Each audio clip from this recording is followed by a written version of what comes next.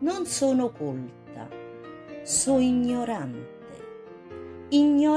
con la penna, ma in compenso ho il cervello.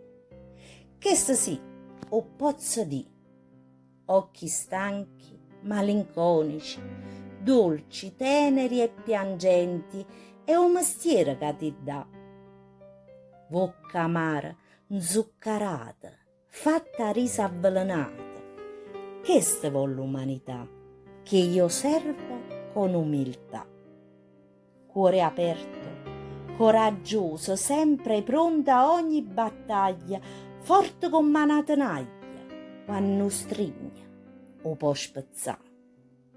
Mani piccole aggrinzite che non sanno mai di no a chi cerca, ma si sa che ogni tanto n'anduppata bene o male le ha pigliate.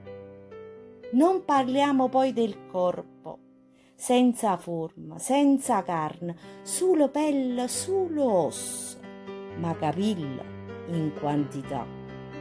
Sono brutta, non so bella, che sta so? Una cartuscella, una palomma con un'ascella. E mi chiamano Pupella, di Pupella Maggio.